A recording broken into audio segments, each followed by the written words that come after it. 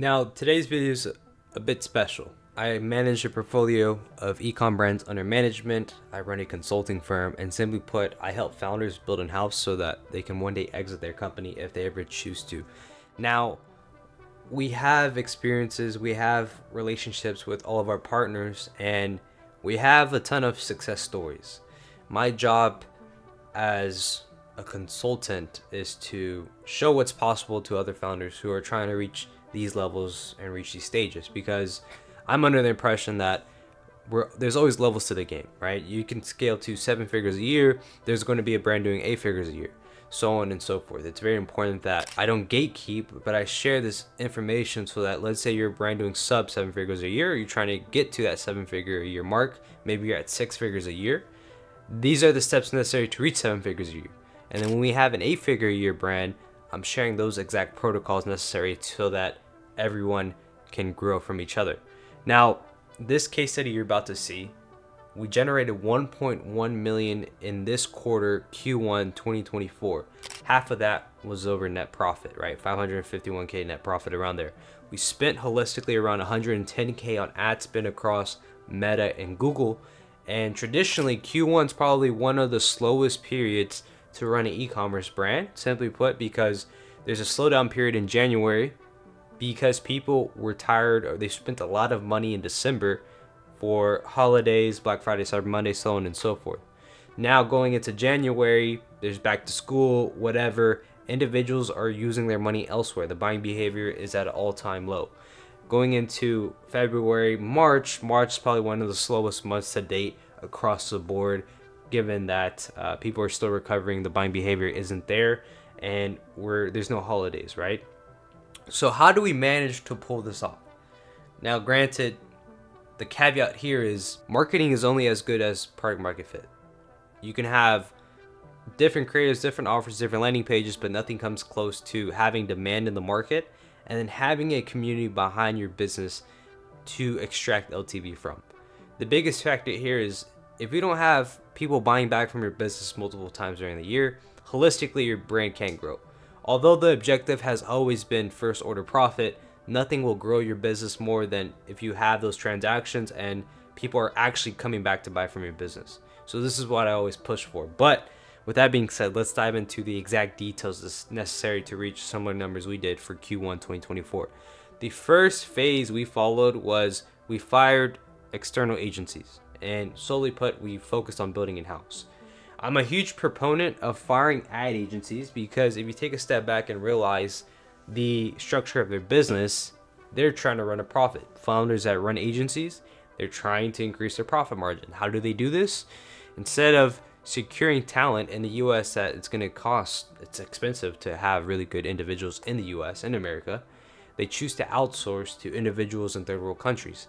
Now, granted, I'm not saying that individuals in third world countries are bad. What I'm saying is you're paying an agency a specific fee, and that founder is outsourcing to somebody else in their business to manage and control the optics of your business. Whereas, let's say you hired somebody internally. Their main focus was just to work with your brand alone. They gave you all of their attention to focus on your brand. The chances of you reaching success are far higher just because the concentration level from that in-house internal operator in your business is more structured, it's more dialed in compared to an ad agency who manages 5 to 10 different clients a month. And especially the big agency firms are managing 50 clients a month. So you can't tell me that an agency that handles 50 clients a month is going to give you the same level of success compared to somebody who's only just focused on your brand alone. So this is why I help the founder, I help this brand build entirely in-house. Now, the second phase going into this of how you reach these numbers, especially for the quarter, is we created a high AOV bundle that was focused around evergreen that could run during Q1, that could run during Q2, Q3, Q4, and we went fully broad with this campaign structure. Because our main objective here is, okay, we want first order profit, but simultaneously, we want to hit new customers who've never heard about the business before.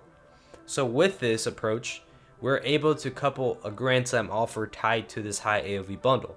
Instead of your traditional 10% off, 15% off, $20 off, $10 off, what we did was we incentivized the brand new top of funnel customer to buy this bundle with the sole purpose of raising the overall AOV. We did this with the buy two get one free.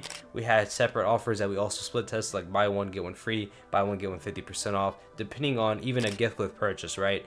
What stuck out from all of these offer tests was simply buy two get one free, and we offered free shipping and a warranty, 1-year warranty.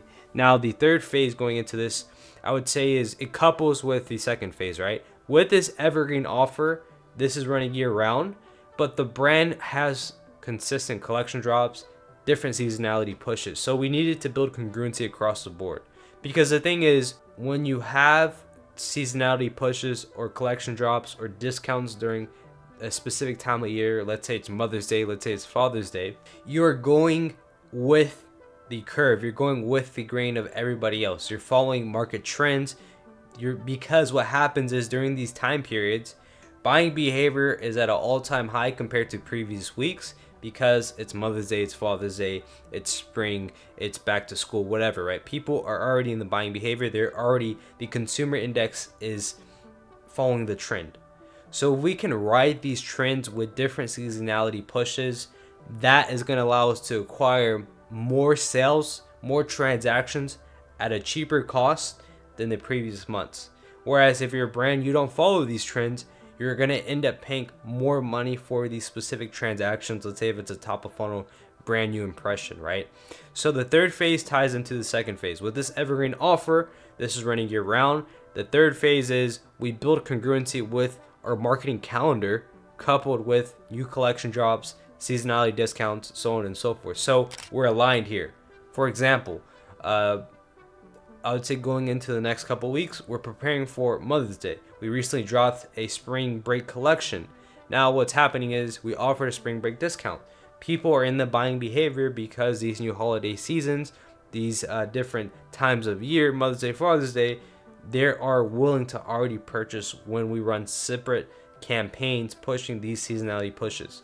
So that being said, is we have our evergreen offer, and then we have other campaigns following these trends to go down the river as everything is congruent across the board with market trends. So we end up making more money during these peak periods because we're playing on marketing trends. We have a marketing calendar in place that keeps all of these objectives in line. So instead of going get to grain, we're flowing down the river, acquiring a ton of transactions for cheaper than ever before. Granted that we didn't have to do a whole lot. We just had to align calendar to collection drops to market trends. Now the fourth phase is utilizing Meta as top of funnel traffic to get top of funnel customers and then retargeting users with Google Ads. Now, I've been a huge proponent against having specific retargeting campaigns on Meta because I truly believe you're paying more money to retarget a user that you don't even know is a customer, whereas you could just reach that same individual that bought 90 days ago. You can reach them via email, via SMS, and it's probably going to be cheaper than paying another $20 CPA, $30 CPA, whatever your average CPA is, launching a retargeting campaign, because your CPMs are going to go up. Ultimately, the cost to acquire this attention is going to be more expensive, and then you're going to deal with ad fatigue at scale because retargeting campaigns only have such a lifetime.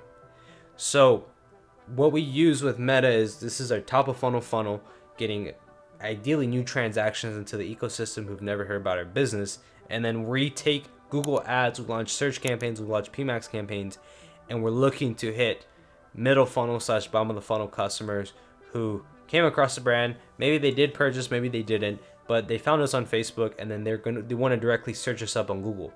What I've noticed is blended Meta and Google work really, really well together, because Meta you can scale pretty hard, whereas with Google it's tied to how much ad spend you're spending on Meta. So Google is a great security threshold to have in place to reach customers or reach people that kind of fell out the funnel in the past. And you're not going to pay expensive CPMs. You're not going to pay over high CPAs because Google's a search engine. It's reaching individuals who come across Meta, right? So these two platforms work really, really well together. Now the fifth phase is having a community tied to your business.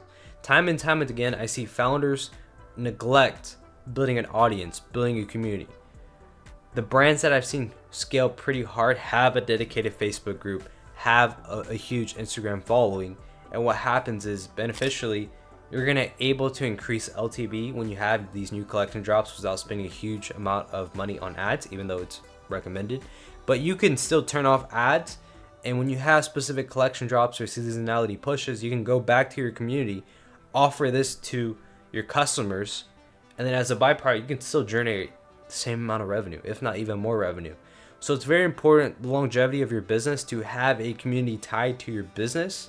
And as a byproduct, if you were to ever turn off ads, you could still make a ton of money off your existing customer base.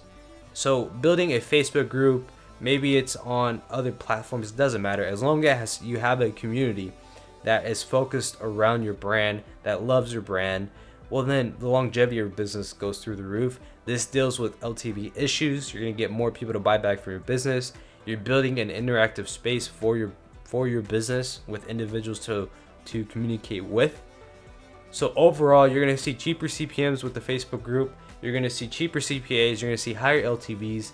It just takes time.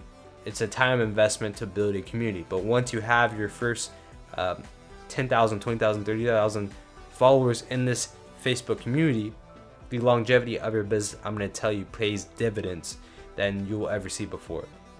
So with that being said, guys, I hope you enjoyed this video. Make sure you like, comment, subscribe. And if you want the same exact protocol to reach similar numbers that I covered for this brand, where we did 1.1 million this quarter, Q1 2024, check out scalevelocity.io. You can read my free 30-page protocol. And if you want to skip the phase of getting burned by ad agencies, you want to skip the phase of paying 10, 15, 20K a month retainers to these agencies who outsource, feel free to book in a call. You can speak directly with me, and I'll show you the step forward to build completely in-house so that one day you can exit your company.